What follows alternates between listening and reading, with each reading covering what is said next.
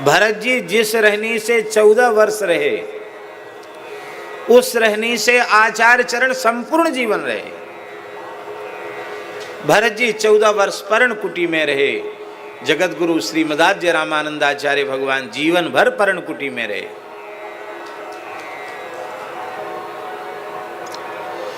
जैसे भरत जी कुशा बिछाकर भूमि पर शयन करते थे, ऐसे ही आचार्य चरण जीवन भर कुशा बिछाकर भूमि पर ही उन्होंने शयन किया।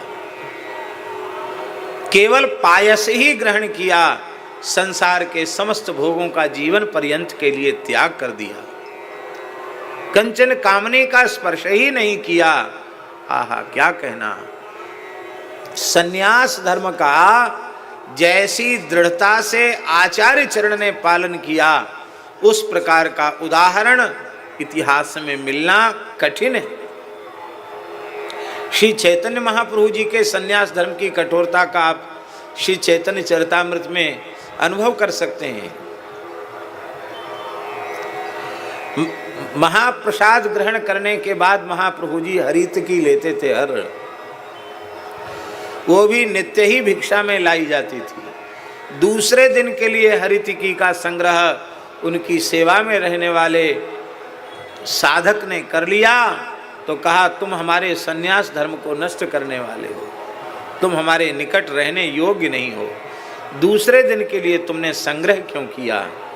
जगत गुरु श्रीमदाद्य रामानंदाचार्य भगवान ने अपने संपूर्ण जीवन में कोई संग्रह परिग्रह दूर दूर तक नहीं किया।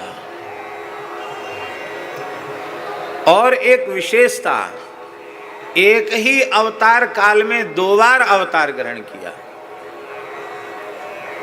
संवत 1256 में तीर्थराज प्रयाग की धरती पर कान्य कुब्ज विप्र कुल में पंडित श्री पुण्य सदन वाजपेयी जी के गृह में माता श्री सुशीला जी के गर्भ से आपने अवतार लिया। और एक विलक्षण संयोग की बात थी, उस समय माघ कृष्णा सप्तमी को मकर संक्रांति भी थी। मकर संक्रांति थी तो मकर संक्रांति होने से माघ प्रयाग में तो सहज ही उत्सव होता है, क्योंकि माघ मकर गत रवि जब होई, तीरथ पति ही आव सब कोई, देव दनुज किन्नर मुनि श्रेणी, सादर मज्जहि सकल त्रिवेणी। तो पूरे प्रयाग में सहज ही उत्सव हो रहा था, उस समय प्रकट हुए।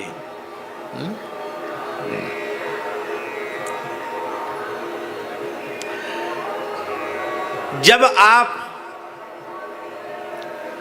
मात्र 5 वर्ष की आयु के थे, श्री रामानंदाचार्य भगवान, प्रयाग में कुंभ महापर्व हुआ और आपने उस समय विद्वानों के मध्य विराजमान होकर के मात्र 5 वर्ष की आयु में संपूर्ण श्रीमद् वाल्मीकि रामायण का कंठस्थ पारायण किया। तपस्वाध्याय निरतम से जगाम त्रिदमम महत 24,000 श्लोक। लोग आश्चर्यचकित हो गए। आपका यज्ञोपवीत हुआ।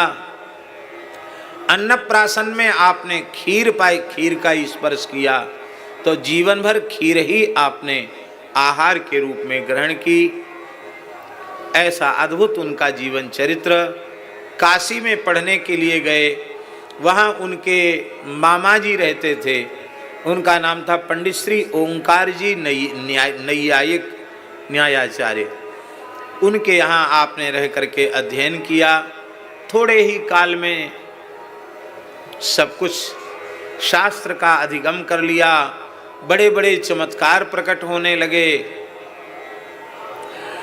इनकी महिमा को देखकर इनके माता पिता श्री पुण्य सदन जी और सुशीला जी ये इतने अधिक भावुक हो गए कि उन्होंने कहा, इस बालक को केवल अपना पुत्र मानकर व्यवहार करने से हम ठगे जाएंगे। ये तो सब जीवों का उद्धार करने के लिए प्रभु ही प्रकट हुए हैं। जब ये सब जीवों पर कृपा कर रहे हैं, अपने शंखनाद से सबको दिव्य दीक्षा प्रदान कर रहे हैं, तो हम इनके दीक्षा से वंचित क्यों हों, और अपने पितृत्व मातृत्व के अभिमान का त्याग करके अत्यंत दैन्य भाव से आपके पिता माता आपके चरणों में दीक्षा के लिए उपस्थित हुए। आचार्य चरण के सामने धर्म संकट हो गया।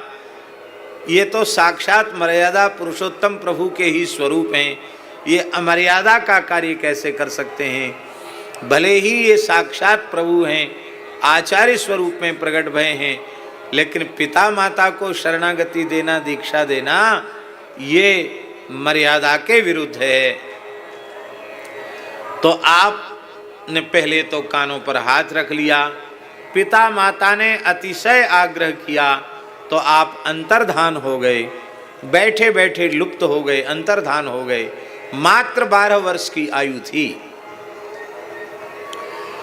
अंतर्धान होने पर माता सुशीला जी को इतना विरह हुआ कि माता सुशीला जी ने तो अपने प्राण त्याग दिए। वे प्राण त्याग कर भगवान के नित्य धाम में उन्होंने प्रयाण किया। पुण्य सदन जी असह्य विरह वेदना से युक्त थे। मामा जी भी बहुत व्याकुल थे, सभी लोग व्याकुल थे। तब पंचगंगा घाट पर श्रीमठ में विराजमान वशिष्ठावतार श्रीमद स्वामी राघवानंदाचार्य जी के चरणों में पुण्य सदन जी पहुँचे और कहा कि प्रभु, मेरे प्राण इसी आशा में अटके हैं कि एक बार मैं अपने पुत्र का मुख चंद्र का दर्शन कर लूं।